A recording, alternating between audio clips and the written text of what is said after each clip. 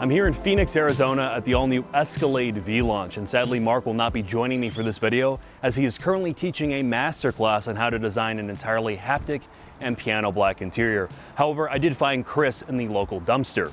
Because this is a launch video, we will not be getting a lot of time with the new Escalade V, but we will be getting time with the engineers. So in this video, I'm going to interview the engineers, walk you through what they did to the regular Escalade to turn it into the V, give you a very brief overview on the cabin, and then take this thing for a drive.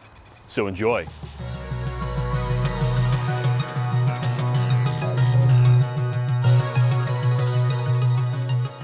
Now, before we speak to some engineers, I'm going to briefly walk you through the cabin space. The all-new Escalade V is based on the regular Escalade Platinum trim level interior, and the exterior has also received some changes. The front has an all blacked out look, it's murdered out. The front grille is larger, it has more openings to feed the LT4 engine, and the rear fascia is more aggressive. The interior space, as I mentioned earlier, is based on the Platinum trim level, which means it's very, very nice. And this being the ESV model, which is the long boy, it is nearly 19 feet long. So if you are cross-shopping a small condo with this thing, you will not be disappointed in the amount of interior space. This is a true 3-row. You can fit all of your friends, families, pets, and gerbils in this thing without any issues. And the interior space is actually quite nice. So we talked about in the original Escalade video, GM has gone a long way stepping up this cabin from the Uber vehicles of prior generation Escalades. This is actually a very nice space. It's quiet, the OLED displays work well. Super Cruise, which we're going to talk about in a future video, is truly one of the best autonomous driving features I've ever used. It's actually hands-free driving on the highway, which I will not say about many of its competitors. And for the most part, this interior space feels really, really special. So with that out of the way, it's time for us to head back to the hotel where we're going to put some engineers on camera and we're going to walk through what they did from a technical perspective.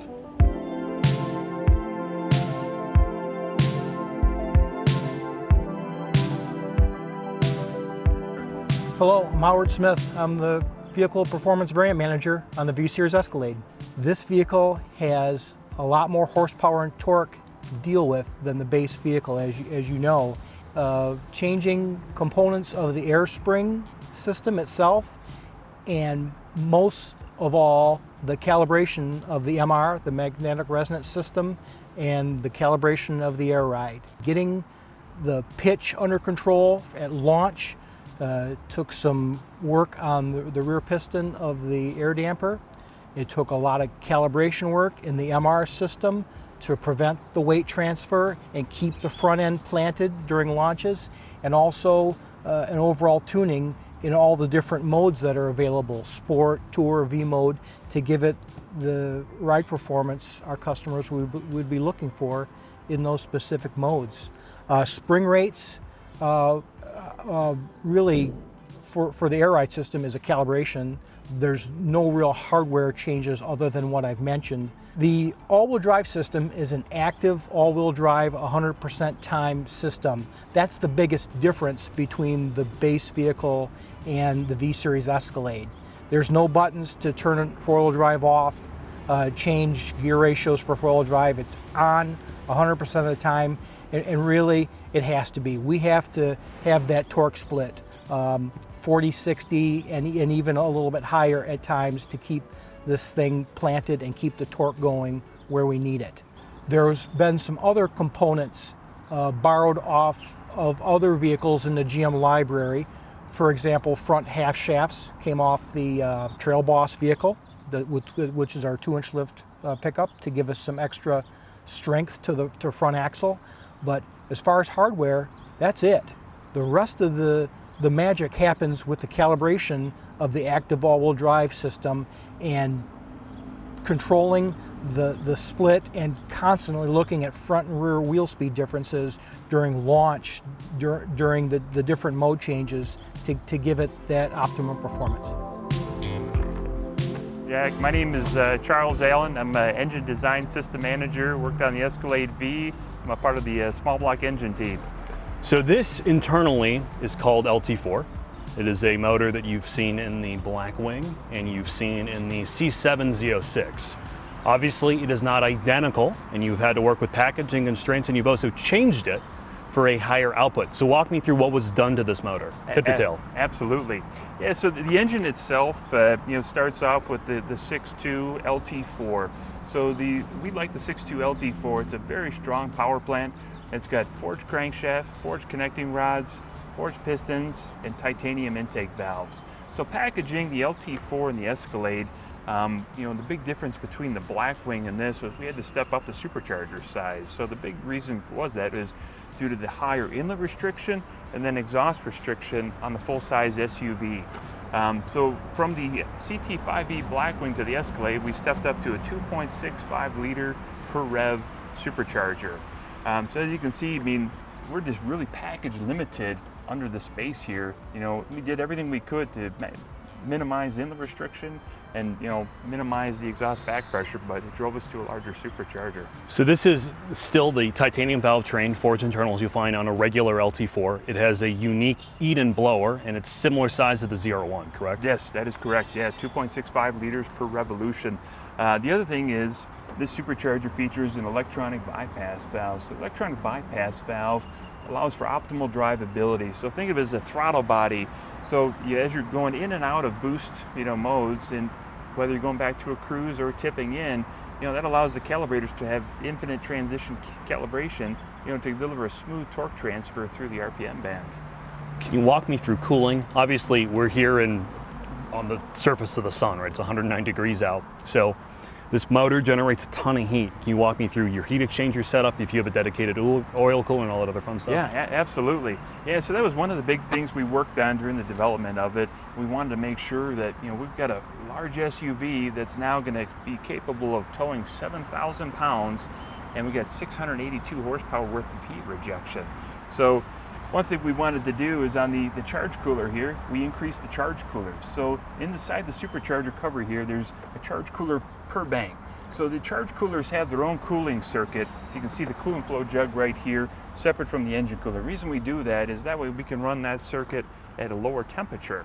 So out front of the vehicle here, you have the heat exchanger for the charge coolers. So with the additional heat, we spent a lot of time with the radiator and the heat exchangers. And the nice thing with this vehicle is we got a lot of capability to get a lot of airflow through those heat exchangers. But we did add a third electric fan here. So traditionally our trucks have a two fan electric setup. We added a third there to be able to pull more air through there to be able to cool it down. So that keeps us, so like today, a 100-degree day, we're able to still out, and this thing's still able to perform and push you back in your seat. And keep regular oil temps. Absolutely.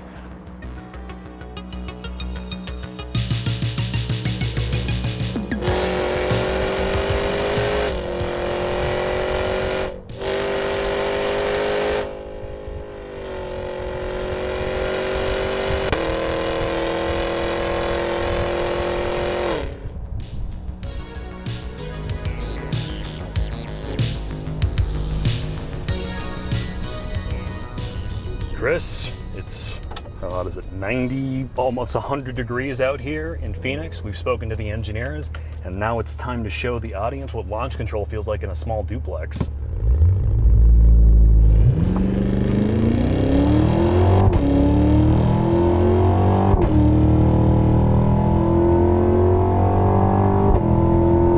And just in time for a turn. Oh! So, what do you think? For a break, he flew pretty good. Yes, this is an alarming vehicle to drive very fast. Not because it's not capable, but it feels like you're driving around in a locomotive. It is enormous. It's over 6,000 pounds. You have this giant LT4 motor pumping out 680 horsepower, and all that power is going through a rear biased all-wheel drive system, and this has the GM 10-speed automatic, which, as the powertrain engineers explained to us, has been internally changed and reprogrammed to handle this power. Now, obviously, this is why you're buying the Cadillac V. It's the last really full-size SUV like this with a true dinosaur LS LT motor. So as a passenger, how does it feel? I've made you suffer sitting in the right seat in this extremely hot weather. What are your immediate takeaways? It feels unnatural. Like, it's a cliche, but it defies physics. It's not right. Yeah, I think that's pretty fair. What they've done is they've taken something that shouldn't be sporty inherently, this big body on frame truck, and with similar engineering they've done in the other Blackwing product, the CT5V and the CT4V, the 4th gen or the most recent gen of MR dampers have gone a long way. It has anti-squat, it has anti-dive capabilities, and in these twistier roads, you never feel like you're in a dedicated sports car, but all of the inputs, for the most part, while they are devoid of feel, are fairly linear. The brake, even though it's an e-boost or brake-by-wire system, instills you with some level of confidence. You have a good idea of how much pressure to put, unlike something like a Mercedes EQS. And when you take it out of V mode, which you should probably never do, but if you decide to put this back into My mode or Tour, it is very comfortable.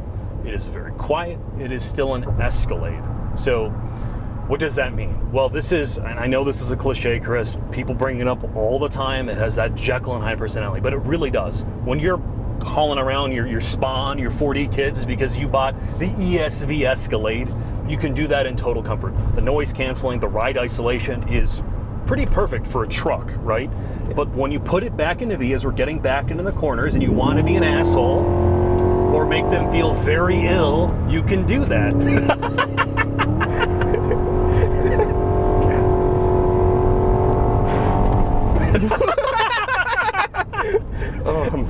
Oh no. That's why you buy the Escalade V, right? It's not a rational purchase. You don't need this. And by the time the dealers get a hold of you, you probably really don't need this. I'm sure the dealer markups on this kind of like last of the great, ridiculously powerful big SUVs is going to be asinine. But if you can get one at sticker or near it, and you like American V8s, you like comedy, honestly, Chris, I can't wait for us to get one of these as a full-time loan so we can spend more time in this thing and I can show you what it's like on an actually twisty road. And also make Mark horribly ill.